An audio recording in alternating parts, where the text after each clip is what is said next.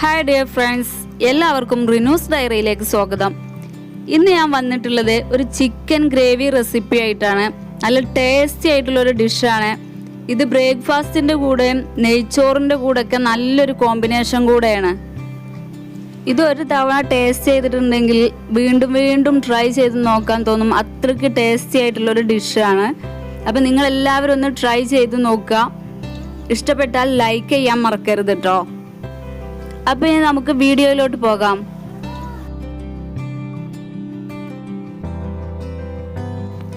ഒരു കിലോ ചിക്കനിലോട്ട് ആവശ്യമായ അളവുകളാണ് ഞാൻ കാണിക്കുന്നത്.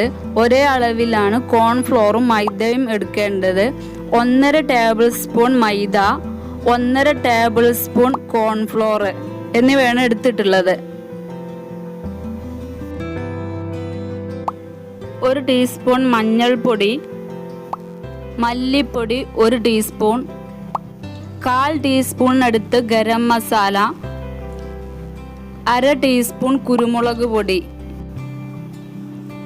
1/4 ടീസ്പൂൺ മുളക് പൊടി. പാകത്തിനുള്ള ഉപ്പ് കൂടെ ചേർത്ത് കൊടുക്കാം. ഇനി മസാലകളെല്ലാം ജസ്റ്റ് ഒന്ന് മിക്സ് ചെയ്ത് കൊടുക്കാം. എന്നിട്ട് ഇതിലോട്ട് ഒരല്പം വെള്ളം ഒഴിച്ച് കൊടുത്തതിന് ശേഷം ഒരു പേസ്റ്റ് രൂപത്തിലാക്കിയെടുക്കാം.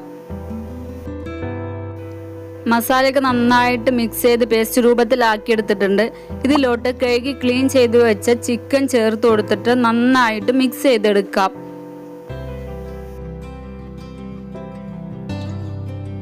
ഇത് നന്നായി മിക്സ് ചെയ്തെടുത്തിട്ടുണ്ട്. ഇനി 10 മിനിറ്റ് റെസ്റ്റ് ചെയ്യാൻ വെക്കാം. ചിക്കൻ ഫ്രൈ ചെയ്തെടുക്കാൻ വേണ്ടി ഒരു പാനിൽ എണ്ണ ചൂടാക്കി എടുത്തിട്ടുണ്ട്. ഇതിലോട്ട് ചിക്കൻ ഇട്ട് കൊടുത്ത് ഫ്രൈ ചെയ്തെടുക്കാം. ഇത് ഫ്രൈ ചെയ്തെടുക്കുമ്പോൾ നന്നായിട്ട് മൊരിയിച്ചെടുക്കണ്ട.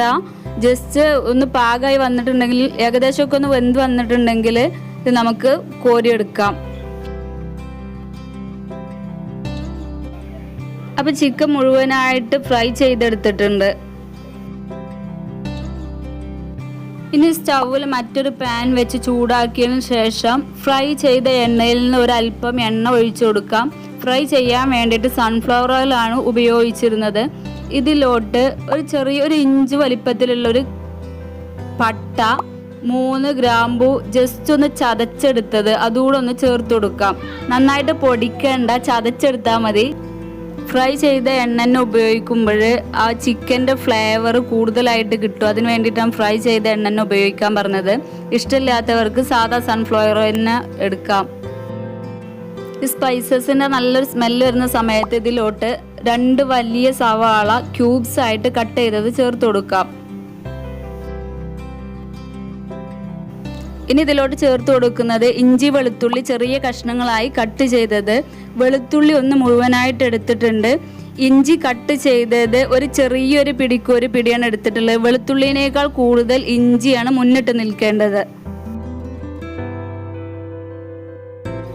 ഇത് ഏകദേശം ഒന്ന് വഴന്ന് വന്ന ശേഷം മീഡിയം സൈസിലുള്ള ഒരു ക്യാരറ്റ് ചെറിയ കഷ്ണങ്ങളായി കട്ട് ചെയ്തത്, ഒരു ക്യാപ്സിക്കം മുഴുവനായിട്ട് കട്ട് ചെയ്തതോടെ ചേർത്ത് ഒന്ന് മൂടി വെച്ചൊന്ന് വേവിച്ചെടുക്കാം.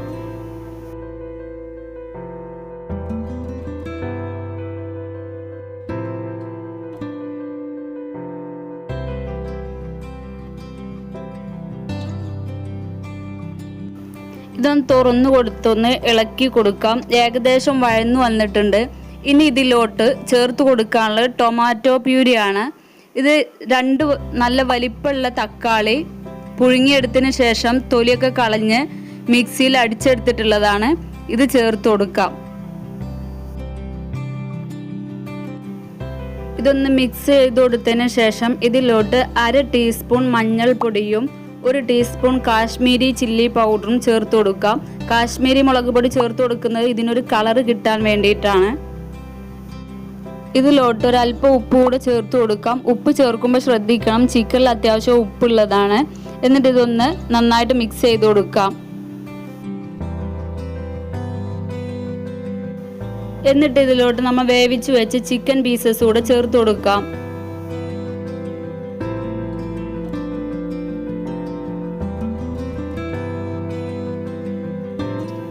നന്നായിട്ടൊന്ന് മിക്സ് ചെയ്ത് കൊടുത്തതിന് ശേഷം ഒരു പിടി മല്ലിച്ചപ്പ് ചെറിയ കഷ്ണങ്ങളാക്കി കട്ട് ചെയ്തതോടെ ചേർത്ത് കൊടുക്കുന്നുണ്ട്.